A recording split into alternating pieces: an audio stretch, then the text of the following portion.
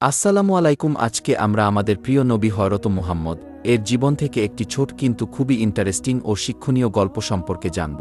তায়েফের ময়দানে দয়া ও ধৈর্যের মহাগল্প। মক্কায় দীর্ঘদিন দাওয়াত দেওয়ার পরও যখন মানুষ ইসলাম গ্রহণ করছিল না, তখন রাসূলুল্লাহ নতুন আশার খোঁজে তায়েফ শহরে গেলেন। তার সঙ্গে ছিলেন দত্তক পুত্র যায়েদ ইবনে হারিসা রা।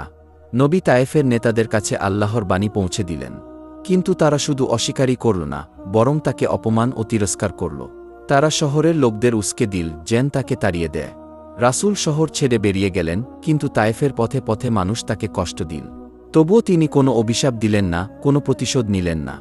শহর ছেড়ে এক বাগানে আশ্রয় নিয়ে নবী গভীর কষ্টে আল্লাহর কাছে দোয়া করলেন। এই দোয়া ছিল অসহায় হৃদয়ের আর্তনাদ, কিন্তু তাতে ছিল রাগ নয়, ভরসা। তখন আল্লাহর পক্ষ থেকে ফেরেশতা এলেন। তিনি বললেন, হে আল্লাহর রাসূল, আপনি চাইলে এই শহর ধ্বংস করে দেওয়া হবে কি? কিন্তু নবী কি বললেন জানো? তিনি বললেন, না, আমি চাই না এদের ধ্বংস।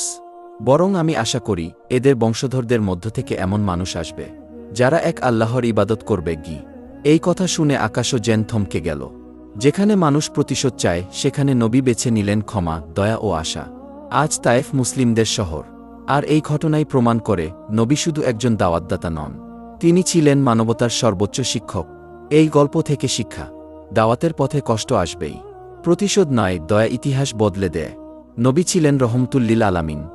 এই ভিডিওটি যদি আপনাদের ভালো লেগে থাকে তাহলে লাইক, কমেন্ট, শেয়ার ও এরকম ইন্টারেস্টিং গল্প পাওয়ার জন্য চ্যানেলটিকে সাবস্ক্রাইব করে যাবেন। আল্লাহ হাফিজ।